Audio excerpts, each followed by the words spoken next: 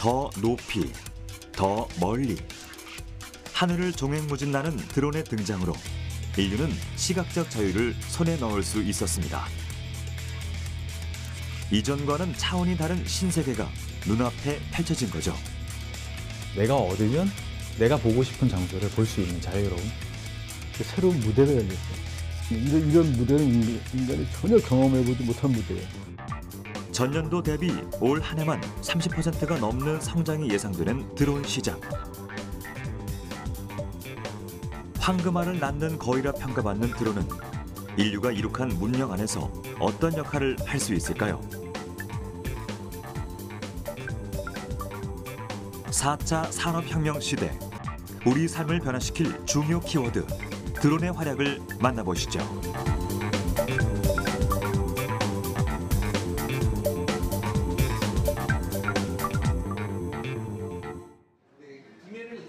최근 인터넷상에서 화제로 떠오른 장소가 있습니다. 평범해 보이는 이 카페에 어떤 비밀이 숨겨져 있을까요? 최근 젊은 층 사이에서 대중적인 취미 생활로 인기인 드론. 그 영향으로 드론 체험 카페가 등장했습니다. 커피와 드론을 함께 즐길 수 있는 신개념 문화 공간이죠.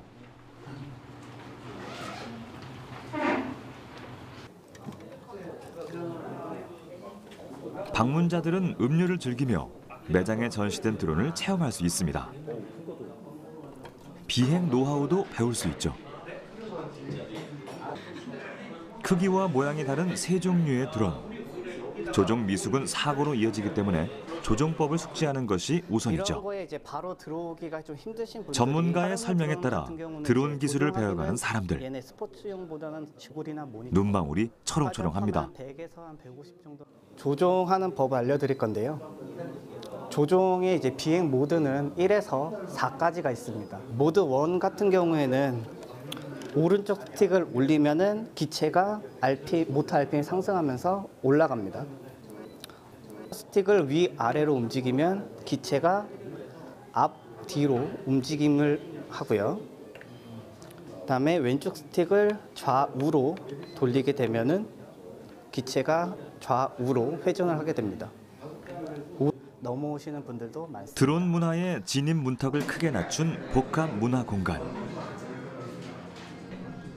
그렇다면 이런 이색 공간을 만들게 된 이유는 무엇일까요?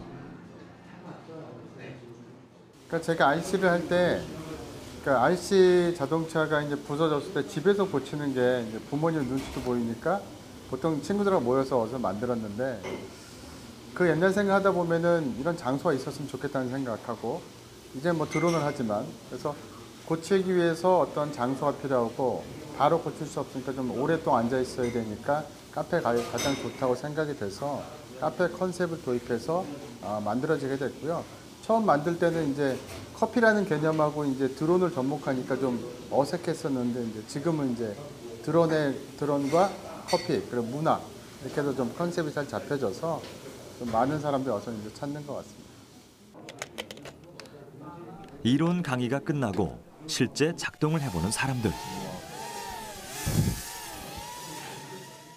스틱을 원하는 방향으로 움직이면 끝인 줄 알았건만 섬세하고 부드럽게 움직여야 드론이 원하는 움직임을 보여줍니다. 첫 술에 배부를 수는 없겠죠. 은근 어려운 드론 조종법.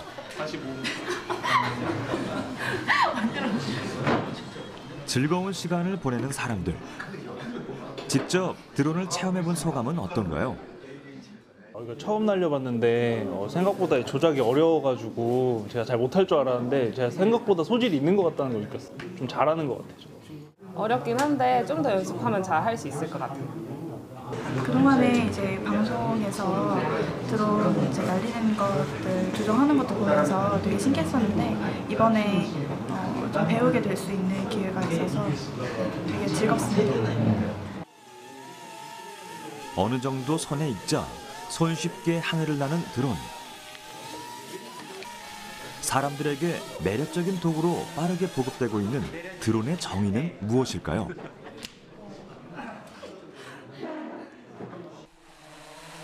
드론이란 무선 전파로 움직이는 무인 항공기를 뜻합니다. 기체의 조종사가 타지 않고 자동 또는 지상에서 원격 조정으로 비행을 하죠. 원래 드론이란 단어는 영어로 수벌을 뜻합니다. 드론이 날 때 발생하는 소리가 마치 벌이 윙윙거리는 소리와 비슷하다고 하여 이름 붙은 거죠. 비행 원리는 헬리콥터와 유사합니다. 프로펠러가 빠르게 회전하며 기체 아래쪽으로 공기를 밀어내죠. 이때 날개 아래쪽은 고기압이, 위쪽은 저기압이 형성됩니다. 위아래 기압차에 의해 양력이 발생, 드론이 공중으로 붕 뜨게 되는 거죠. 이런 비행 원리는 드론의 대중화에 지대한 영향을 끼쳤습니다. 인간이 여태까지 접해보지 못한 공간을 찾아냈어요.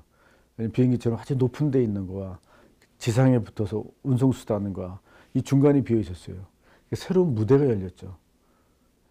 비행기는 일정한 속도와 일정한 추진력을 얻어야만이 날립니다. 그래서 뭐 300km 속도에 1.8km를 달려야지만 뜨고 또 일정한 고도가 있어야 되고 정지해 있을 수가 없어요. 근데 드론은 그 공간에 정지할 수가 있다는 게 가장 큰 매력적으로 나오죠. 그 정지한 상태에서 모든 걸 보고 가까운 데서 보니까 정확하고 또 내 눈에 보이는 데서 내가 조종을 할 수 있으니까 새로운 시장이 열리는 거죠. 새로운 무대가 열리고. 드론은 쉽고 똑똑합니다. 스마트 기기와 간단히 연동되며 고해상도 카메라를 탑재, 세상을 내려다볼 수 있죠. 이것이 바로 드론의 매력입니다. 용산에 위치한 한 드론 전문 유통업체를 제작진이 직접 찾아가 봤습니다. 최근 몇 년 사이 드론의 수요가 증가하며 오프라인 대형 매장에서도 드론을 취급하기 시작했는데요. 다양한 제품의 비교를 원하는 소비자의 니즈가 있었기 때문이죠. 그 기능에 따라 몇만 원에서 수백만 원까지 가격은 천차만별. 이 다양한 드론들은 어떤 차이가 있을까요? 지금 현재 이제 제일 쉽게 접하실 수 있는 드론은 입문용 드론입니다. 그러니까 드론을 처음 시작하시는 분들 그리고 또 손쉽게 배우고자 하시는 분들이 선택하는 드론들이고요. 그 다음에 두 번째로 교육용 드론이 있습니다. 일반 초등학교, 중학교, 고등학교에서 드론 원리나 모터의 구성 원리, 드론 전반적인 원리를 알고 싶을 때 사용하는 드론이 있고요. 그 다음에 레이싱 드론이 있습니다. 최고 속도가 약 45km까지 나오기 때문에 속도 경쟁을 할 수 있는 고글을 통해서 드론이 찍는 영상을 고글을 통해 직접 보면서 경주를 할 수 있는 드론이 있고요. 또 퍼포먼스용 드론이라고 있습니다. 그러니까 순간 모터가 역회전하기 때문에 배면 비용 위주로 기술을 익힐 수 있는 화려한 드론, 화려한 기술력을 보여줄 수 있는 드론이 있고요. 또 일반 촬영용 드론이 있습니다.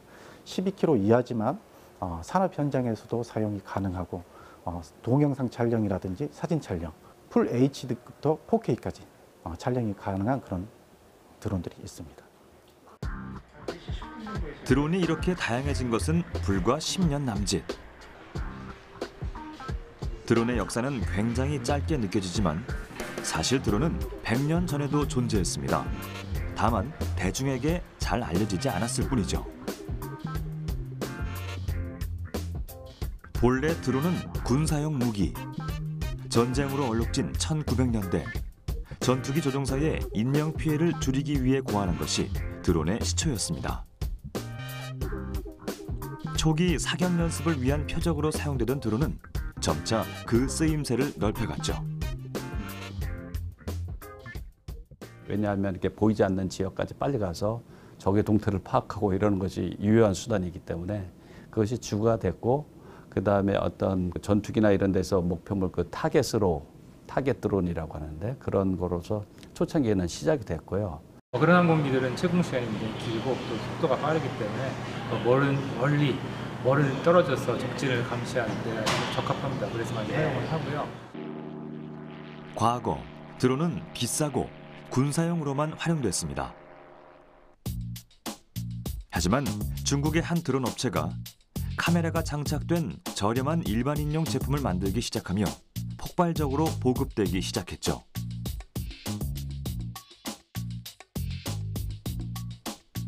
민간용 드론은 점차 작고 값싸게 진화하며 일가구 1드론 시대를 현실화하고 있습니다. 예, 스마트폰이 사실은 드론에 큰 영향을 미친다고 볼 수 있습니다. 스마트폰이 기울이면은 경사를 감지해서 이렇게 화면이 돌아가는 기능들이 있는데 여기 들어가는 스마트폰 위에 개발된 센서들이 드론에 활용되고 있습니다. 예전에 드론에 쓰던 센서들은 센서 하나만 하더라도 100만 원을 호가하는 그 고가의 센서들이 있었는데요. 이게 스마트폰에 들어가는 고성능 하지만 저가의 센서들이 개발되면서 이 스마트폰에 들어간 센서를 드론에 쓰기 시작하면서 드론의 성능도 좋아지고 가격도 싸지고 소형화될 수 있었습니다. 이런 다양한 이유들로 대중화의 길에 접어든 드론. 제작도 한결 수월해졌죠. 무수한 기업들이 드론 사업에 뛰어들기 시작했습니다. 그러다 보니 정식 인증을 받지 않은 불법 드론도 등장하기 시작했죠. 전문가들은 불법 드론으로 비행할 경우 사고 위험이 큰 만큼 꼭 확인을 잊지 말라고 당부합니다. 그럼 드론을 구입할 땐 어떤 점을 확인해야 할까요? 지금 국내에서 판매되거나 수입되는 제조되는 모든 드론은 국립전파연구원에서 발부가 되는 그 인증 번호를 꼭 발부를 받아야 됩니다. 네, 이 인증이란 게 어떤 거냐면은 이 드론이 국내에서 사용되기에 안전한 드론인지 또 뭐 안에 그 내용 구성품이 안전한지 이런 부분들을 인증을 해야지만이 국내에서 판매가 가능하고요. 이 인증을 습득하지 않은 제품들은 다 불법 드론이라고 보시면 되고요. 이 불법 드론인지를 확인하시려면 국립전파연구원에 들어가셔서 확인을 하면은 바로 이 제품이 어떤 제품인지 바로 확인이 가능합니다.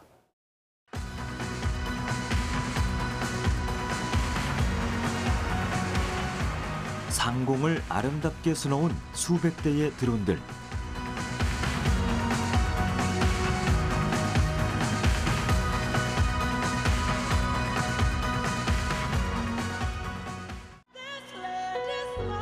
팝스타 레이디 가가는 드론과 숨막히는 퍼포먼스를 선보였습니다.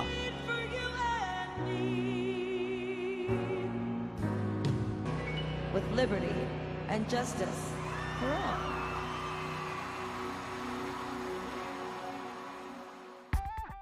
공연부터 신개념 배송 서비스까지 우리 일상 속으로 날아든 드론. 고객이 주문하면 어디서든 30분 내로 물건을 배송하죠. 세계 최대의 전자상거래 업체는 드론을 활용한 배송 시연에 성공해 유통 방식의 혁명을 일으켰고, 세계 최대의 소셜 네트워크 서비스 회사는 무인 태양광 드론 업체를 인수해 지구촌 오지에 무료 인터넷을 제공하는 사업을 추진 중입니다. 해마다 치열해지고 있는 드론 개발 경쟁. 왜 모두 드론 기술을 선점하려는 걸까요?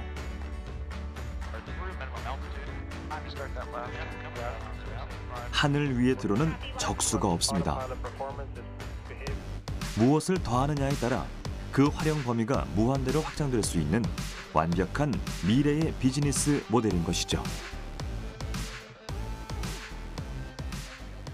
뭐 이제 통상 요즘 뭐 하는 4차 산업혁명이 이제 인공지능, 로봇, 생명과학 뭐 이런 쪽인데, 드론은 그걸 전부 다 갖다가 융합해 줄 수 있는 겁니다.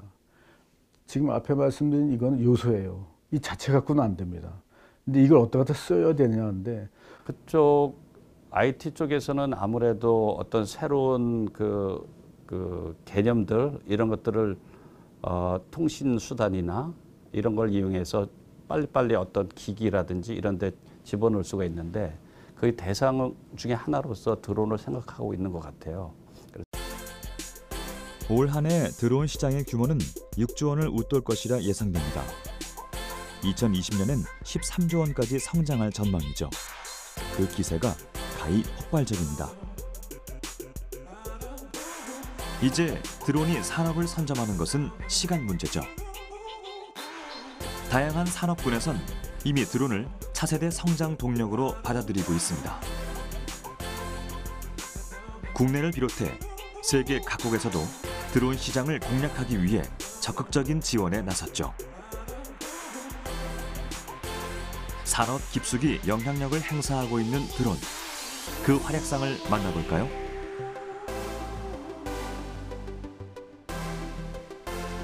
순식간에 대지로 용암이 흘러넘칩니다. 들짐승들은 드론을 보고 재미있는 반응들을 보이죠. 지금 보고 있는 이 모든 영상들은 사람이 가기 힘든 곳을 드론이 촬영한 예입니다. 다큐멘터리나 스포츠 중계 분야 등 방송은 드론이 가장 적극적으로 활용되는 분야죠. 인간에게 새로운 시각을 제공하는 촬영용 드론.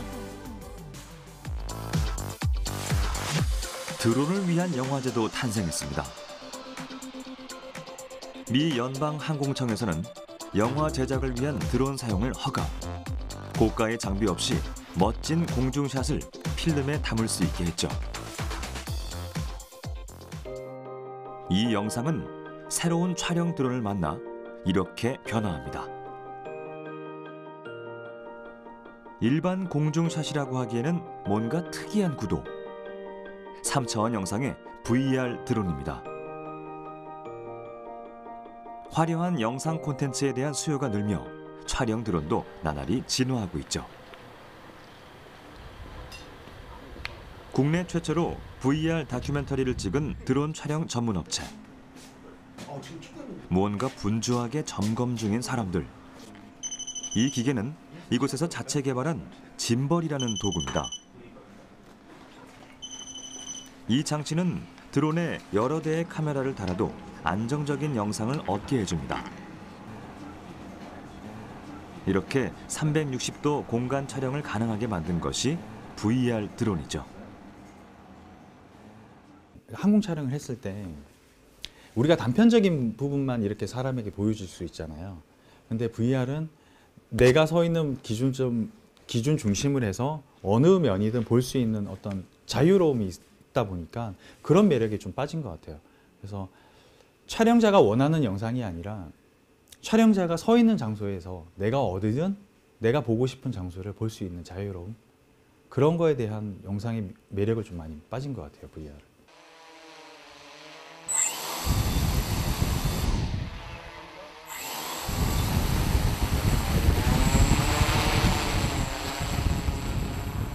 VR 드론의 힘찬 비행이 시작됐습니다. 과연 제 능력을 마음껏 발휘할 수 있을까요? 연구진은 매의 눈으로 모니터를 주시합니다. 긴장되는 이 순간, 사람들의 걱정을 뒤로하고 더 높은 곳을 향해 힘차게 질주하는 드론. VR 드론이 촬영한 아름다운 전주의 모습을 잠시 감상해 볼까요?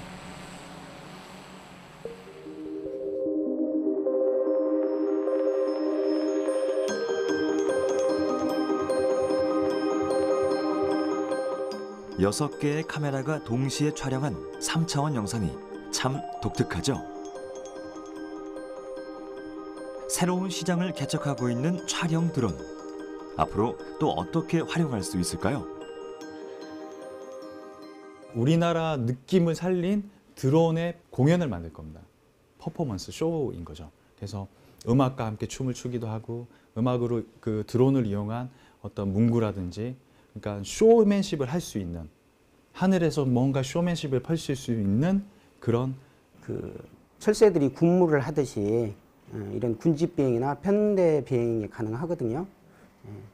그래서 이 드론은 앞으로도 다양한 분야에 활용될 걸로 기대가 됩니다. 뛰어난 기동성을 갖춘 드론은 재난 구조 활동에도 유용하죠. 화재가 났을 경우 빠르게 현장을 찾아낼 수 있고, 실종자가 생겼을 경우 사람의 접근이 불가능한 곳까지 수색이 가능합니다. 실제로 국내 지방 경찰은 실종자 수색에 드론을 사용 중이죠. 드론 한 대만 있다면 수색과 정찰, 구조까지 한 번에 해결할 수 있습니다. 실제로 지난해 인천과 부산 등 일부 해안에서 드론이 구조 활동을 대신하기도 했습니다. 바다에 빠진 실종자를 수색하고 구출하는 역할을 맡았는데요. 이를 통해 8명의 귀한 생명을 구할 수 있었습니다. 우리나라에서 개발한 해양 인명구조 드론 덕분이었죠.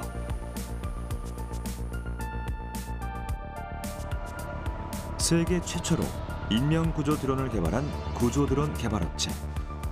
일반 드론과는 생김새부터 확연히 다릅니다.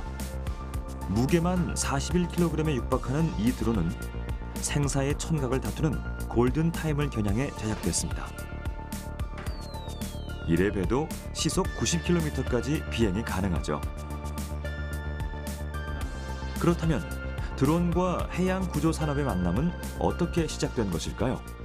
이제 해양에서 일어나는 사고들로 인해서 많은 인명들이 훼손되는 걸 보고 지금 현행 체계가 사람을 구하는데 적합하지 않다라고 느껴서 기술적으로 극복할 부분을 찾다가 2011년도에 아마존에서 드론으로 택배를 한다는 뉴스를 제가 접하고 나서 무릎이 탁 쳐지더라고요. 그래서 드론으로 얼른 생명유지 장치를 전달해주면 초동 대응을 하면 생존율이 높아지겠구나 하는 생각을 하게 된 게 계기인 것 같습니다.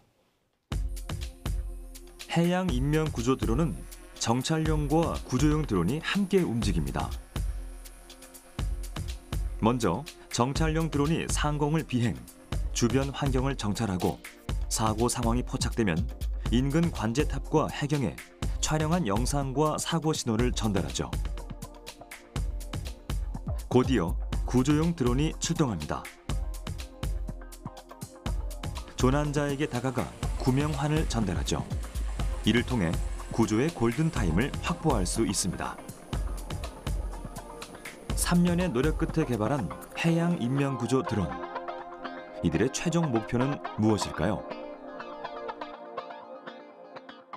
저희가 해양 인명구조 드론을 실제로 작년에 운영해 보면서 2가지 개발 한계점을 가지고 있습니다. 배가 저희가 이제 육상에서는 미리 웨이포인트를 지정해 놓고 자동 이륙과 자동 착륙을 하거든요. 왜냐하면 좌표가 변하지 않거든요. 홈베이스가. 그런데 배는 계속 그 물이 움직이기 때문에 좌표가 이동이 됩니다. 그래서 바다 환경이 썰물일 때 일어나는 상황과 들물일 때 일어나는 상황이 다르므로 요구조자의 튜브를 동서남북을 지금은 사람이 판단해서 투척을 하고 있습니다. 그런 부분도 가능하면 자동화하는 게 좋을 거라고 생각을 하고 있습니다. 드론 시장의 급격한 성장은 4차 산업혁명 시대의 유망 직업을 탄생시키기도 했습니다. 열심히 강의를 듣고 있는 사람들. 다들 드론 조종 자격증을 따기 위해 모인 미래의 조종사들입니다. 이곳은 국토교통부 지정 드론 조종사 전문 교육기관. 2013년 개정된 항공법 규정에 따라 드론 국가자격 증명 제도가 시행된 지 햇수로 4년째. 무게 12kg을 초과하는 드론을 조종하기 위해서는 반드시 국가자격 증명을 취득해야 합니다. 만 14세 이상은 누구나 도전할 수 있죠.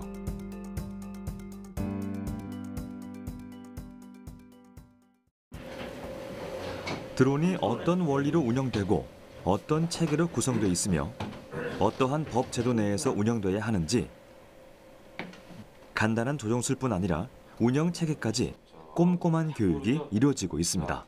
오른쪽 가 있으니까 여러분 잤다. 어저께 배우신 것처럼 시동, 파지서부터 하셔야 돼. 파지법이 잘못되어 있으면 조종할 때 원활한 조작이 안 됩니다. 이게 파지가 이게 아니잖아요. 네, 파지는 어저께 말씀드렸다시피 이렇게 너무 꽉 조종기를 움켜잡지 마시고 네, 부드럽게 힘을 다 빼세요.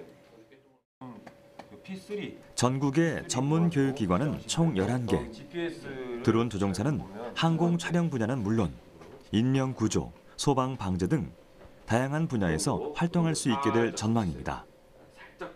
앞으로 드론이 산업 여러 전반에서 많이 활용될 것 같아서요. 일단은 국가 자격증을 취득을 한 다음에 차후에 이제 새로운 산업에서 쓰이게 될 때 바로 사용할 수 있게 준비하기 위해서 등록하게 됐습니다.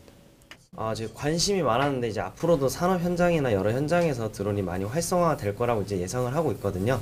그래가지고 이제 생각을 하다 보니까 자격증도 꼭 필요할 것 같아서 그래서 취득을 하러 오게 되었습니다. 법적으로 이수 시간도 정해져 있습니다. 이 법으로 초경량 비행장치는 단독 비행을 포함한 총 비행 시간이 20시간 이상인 자가 이 라이센스 제도에 응시를 하게 되어 있습니다. 그러다 보니까 이 실기 기준으로 그 조건을 이제 충족을 해야 되는데요. 이게 그 아무나 비행한다고 해서 기록을 다 인정을 해주는 건 아닙니다. 국토교통부에 인가가 돼 있고 등록이 돼 있는 지도 조종자로서부터 로그북이라고 하는 그 기록, 비행 시간 기록을 다 인정을 받는 그 기록을 근거로 응시를 하게 되어 있습니다. 12kg 이하의 드론은 자격증을 취득하지 않아도 국토교통부의 사업 승인만 내면 누구나 띄울 수 있습니다. 취미용이라면 승인 없이 조종이 가능하죠. 하지만 띄울 때 반드시 비행 금지 구역을 확인해야 합니다. 사실상 서울 한강 북쪽은 드론 비행 자체가 금지된 구역. 그 밖에 고도 150m 이상, 인구 밀집 지역, 비행장 반경도 사전에 허가를 받아야 하는 금지 구역이죠.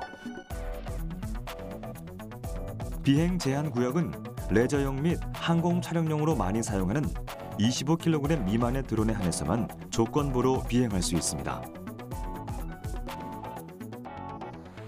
그렇다면 왜 이렇게 엄격한 규제를 적용하는 것일까요? 아직은 안전한 드론 운용을 위한 법안 마련이 전 세계적으로 미흡한 상태. 무분별하게 운영되는 드론을 규제하고 만약에 있을 사고를 미연에 방지하기 위해서죠. 드론이 보기보다는 상당히 위험한 용도로 쓸 수 있습니다. 이게 처음에 나올 때 군사용이기 때문에 여기다가 뭐 예를 들어서 살상, 화학무기, 그다음에 어떤 사생활 문제도 좀 있을 수가 있어요. 그러니까 쓰는 사람에 따라서는 악용될 여지가 충분히 있습니다. 그래서 규제를 합니다. 특히 비행기 같은데 막 나른 데 같은 데는 가서 충돌 사고가 나면 대형 사고로 이루어질 수가 있고요.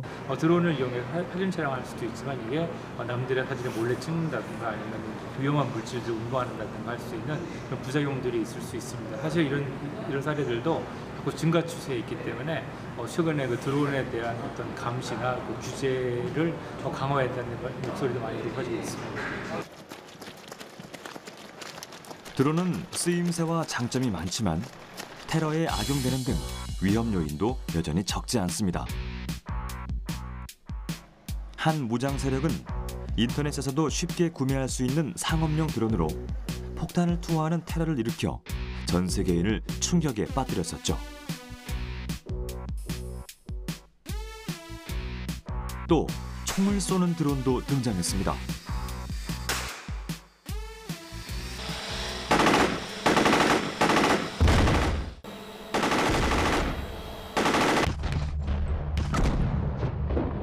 보기만 해도 위험천만하죠.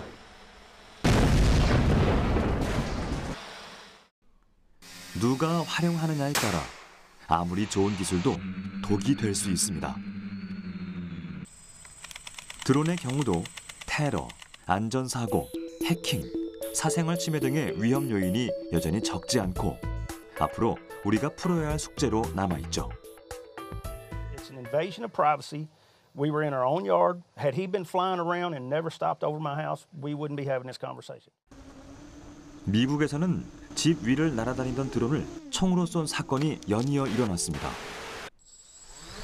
기물 파손이냐, 사생활 침해냐에 대한 논란으로 드론으로 인한 관련 법규 정비가 시급하다는 목소리가 높아졌죠. 이 때문에 역설적으로 드론의 위험성에 대비하는 안티 드론 시장도 급격히 확대되고 있습니다. 안티 드론이란 드론에 의한 범죄나 사고를 막기 위해 등장한 기술로 감시 수준을 넘어 드론을 직접적으로 무력화시키죠. 일반 취미용이라면 상관이 없지만 국내 대부분의 업체들이 아직 외국 소프트웨어 또는 오픈 하드웨어, 오픈 소스를 쓰고 있습니다. 그러니까 그런 거는 마치 우리 스마트폰처럼 거기에서 누군가가 어떤 좋지 않은 소프트웨어를 집어넣으면 우리 정보를 빼갈 수도 있습니다. 신성장 동력이기도 하지만 안전성과 신뢰성이 확보되지 않는다면 매우 위험할 수 있는 드론. 현재 국제민간항공기구가 제정한 국제협약에 근거해 규제를 운영하고 있지만 더 근본적인 해결책은 없을까요? 저희가 볼 땐 드론이 등록제가 돼야 된다고 봅니다. 자동차는 다 번호가 있지 않습니까? 다 고유 번호가. 지금 드론이 그게 없어요. 그러니까 이게 어느 드론이고 누구 건지 추적이 안 되는데 이제 그런 게 있으면 딱 드론만 봐도 딱 찍어도 그거에 대한 이게 쫙 나오고 소유주까지 다 나오고 이게 나오니까 일단 그 통제가 돼야 되니까. 미국의 경우에는 모든 드론 사용자들이 국가에 등록하도록 일정 크기 이상의 드론을 소유하는 사람들은 등록해서 관리하도록 하고 있고요. 우리나라에서도 드론을 감시하는 체계를 개발하는 사업에 착수하고요. 또 이런 드론이 어디에 날아다닐 수 있는지 감시하고 식별할 수 있는 그런 체계가 마련된다면 좀 더 안전하게 드론을 활용하면서 우리 일상생활에 필요한 택배라든가 장거리 비행 같은 것들이 가능해질 것으로 생각하고 있습니다. 여러 우려에도 불구하고 드론 시장은 꾸준히 성장하고 있습니다. 이미 전 세계 드론 산업은 4조 원대. 전문가들은 지속적인 성장으로 약 10만 개의 신규 일자리가 창출될 것이라 예상하고 있죠. 가장 주목받는 것은 운송 분야. 이제 택배뿐 아니라 사람까지 이동시킵니다. 중국의 한 업체에선 사람을 태우고 날 수 있는 유인 드론을 개발했고 미국과 두바이에선 곧 드론 택시가 시범 운행을 보일 예정.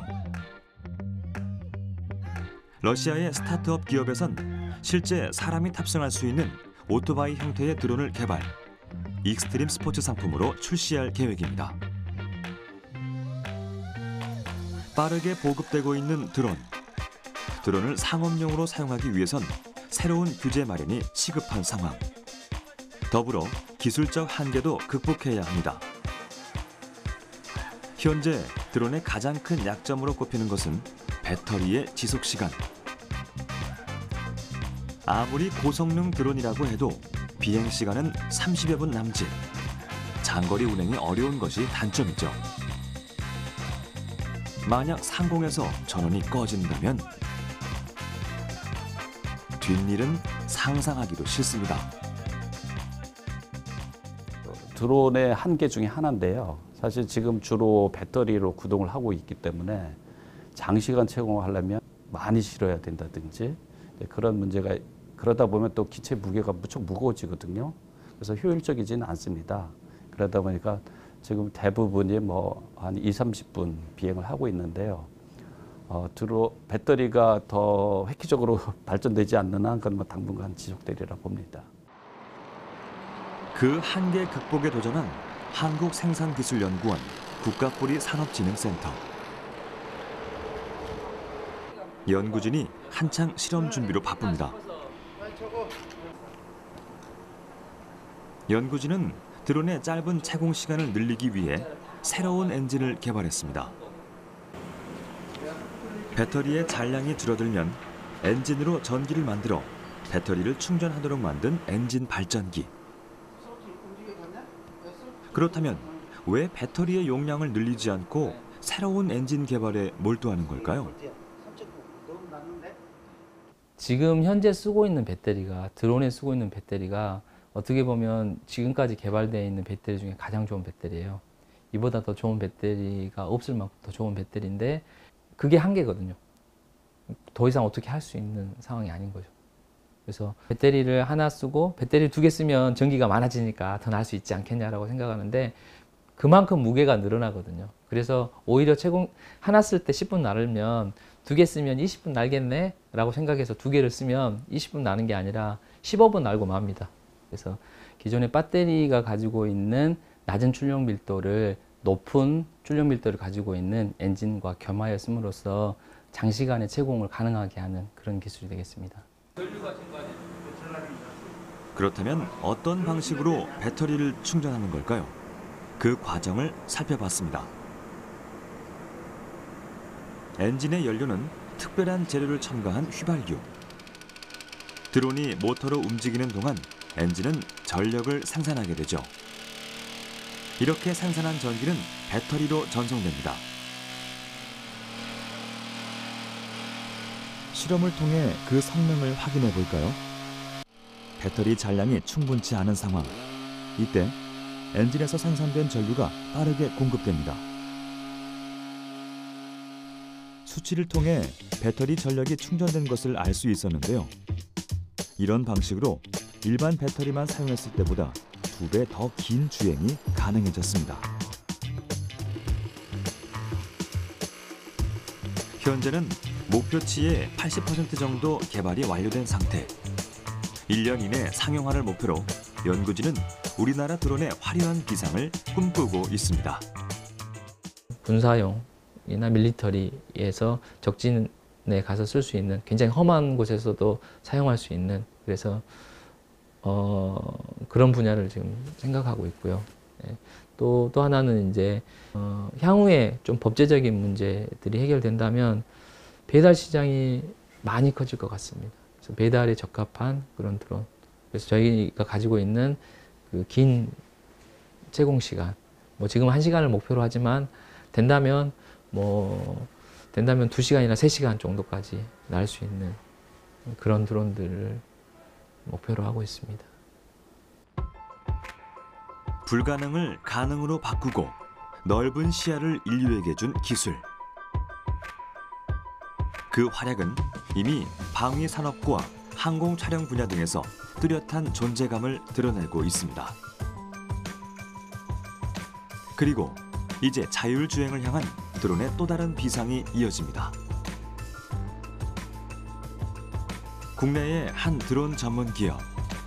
이곳에서는 국가 R&D 과제들을 진행, 보안, 재난교육, 교량 관리 등 특수 목적용 드론 개발에 집중하고 있죠. 또 정찰, 수색에 용이하도록 지상 통제 시스템을 통해 자동 비행을 실현해 냈습니다.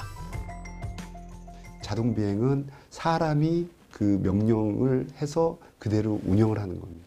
이 기능까지가 지금 현재 국내나 해외나 이제 활용하는 기술들이고 그 기술들의 완성도가 중요하거든요. 근데 완성도가 거기에 이제 장애물을 만났을 때 장애물을 회피하는 센서 또 소프트웨어를 통해서 회피를 한다던가 이제 그런 기능들이 하나씩 더 들어가서 더 안정화를 시키는 부분들인데 지금 현재는 이제 자동 비행을 하는 그런 이제 그 GPS 기반의 또 그 어떤 맵 기반의 운영하는 이제 그런 그 기술들을 접목해서 지금 이제 산업용 기체에 적용을 하고 있는 상황이라고 보시면 되겠습니다.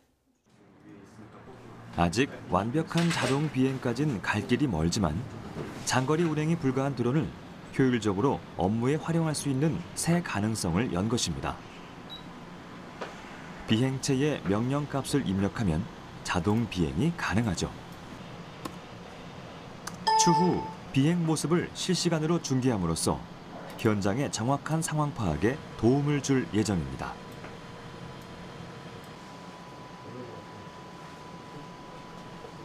산불 발생 시 조기 진화나 등산객 조난 시 수색, 사람이 접근하기 힘든 교량의 안전 상태를 판단할 수도 있죠. 그 활용 분야가 무궁무진한 미래의 블루오션 드론. 세계 드론 시장의 주도권을 잡기 위해 우리나라 역시 성장과 발전을 향한 로드맵을 만드는 중입니다. 지금까지 우리는 드론이 바꿀 산업의 다양한 모습들을 살펴봤고 그 속에서 우리가 나아가야 할 방향을 확인했습니다. 그리고 이제 또 하나의 새로운 분야를 소개하려고 합니다. 바로 레저용 드론. 우리나라에서 아주 강점을 보이는 분야죠.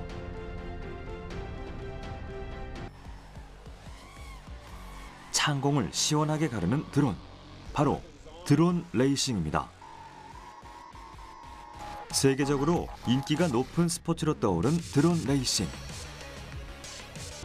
어디서도 본 적 없는 화려한 규모는 물론 상금은 억대에 달합니다.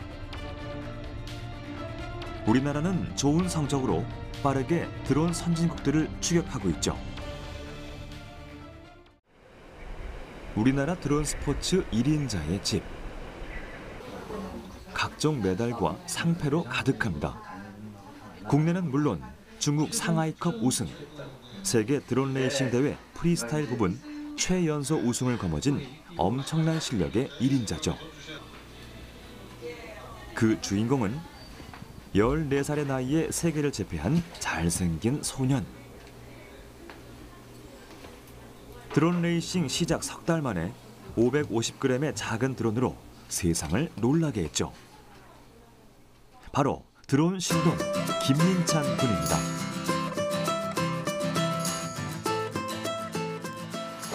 이 드론 시작하기 전에 RC 헬리콥터를 먼저 시작했는데 그 비행장 다니다 보니까 이 레이싱 드론 하고 있는 분들이 계셔가지고 재미있을 것 같아가지고 작년 1월 달부터 시작했어요.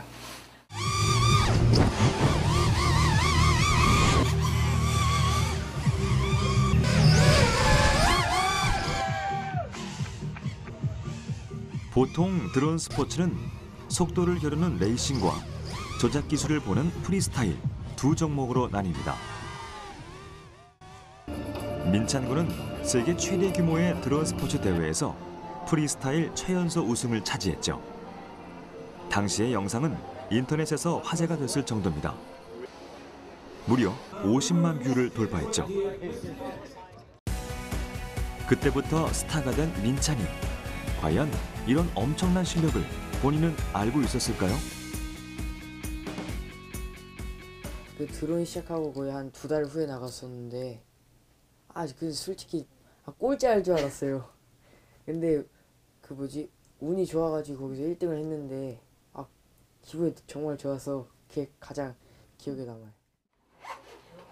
갑자기 분주해진 민찬이 요즘 다음 시합을 위해 연습에 열중하고 있습니다. 보통 하루 6시간 정도를 드론 조정 연습에 투자하고 있다는 김민찬 군. 하지만 연습할 공간을 찾는 것부터가 일입니다. 드론 관련 규제 때문에 허가를 받거나 드론 비행이 가능한 곳을 찾아가야 하죠. 이때 민찬이를 든든하게 조력해주는 것은 아버지. 연습할 장소까지 매일 데려다주는 수고를 아끼지 않고 있죠. 너무 멀어. 멀지? 맞아요. 너무 멀어요. 그나마 안 뜯거나 보면 하고 있는 게 다행이야. 드디어 민찬이의 연습이 시작됐습니다. 보통 사람들은 한 가지 기술을 배우는데 3개월이 넘게 걸리지만 민찬이의 경우 보통 일주일이면 기술을 완벽히 터득합니다. 그가 구현할 수 있는 기술만 약 300여 가지가 넘는다고 하네요. 제가 즐거우니까 하는 거죠. 이렇게 나와가지고 이제 주말에 민찬이랑 같이 날리기도 하고 여러 사람들하고 얘기도 하고 또 정보도 교류하고 재미있어요. 이렇게 나오는 거. 제가 직접 날리지는 않지만 보는 것만 해도 즐거워요. 국내를 뛰어넘어 세계의 선수들과 어깨를 나란히 하고 있는 김민찬 군. 그가 있기에 우리나라 드론 스포츠의 미래는 더욱 밝아 보입니다.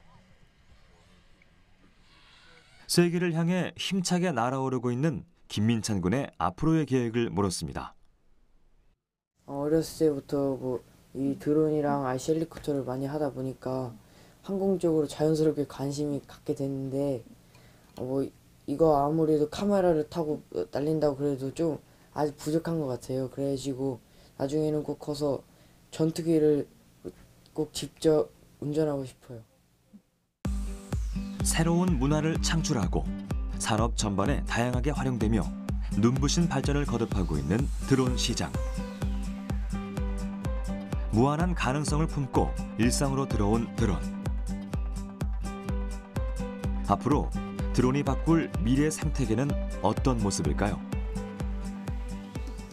사실 여기에는 기술 개발 자체도 중요하지만 안전성 확보도 중요하고 또 이런 드론을 실제로 비행할 수 있도록 하는 제도적인 인프라도 필요한데요. 앞으로 언젠가는 우리가 탑승할 수 있는 어디서든 간에 불러서 바로 비행기를 탈 수 있는 그런 드론을 탈 수 있는 시대도 올 거라고 생각합니다. 지금도 불과 한 5, 60년 전에 전혀 꿈꿔보지도 못했던 세계가 지금 펼쳐졌듯이 완전히 그렇게 새로운 세계는 공간 때문에, 드론 때문에, 그러니까 그 공간을 활용하는 것 때문에 그런 세계가 열릴 거라고 봅니다. 4차 산업혁명에 피할 수 없는 물결과 함께 우리 앞에 드론이 펼쳐낼 신기원이 도래하려 하고 있습니다. 지금 우리가 할 수 있는 대처는 현명한 로드맵으로 발빠르게 새로운 변화에 대응하는 것. 드론 산업의 현명하고도 안전한 발전을 꿈꿔봅니다.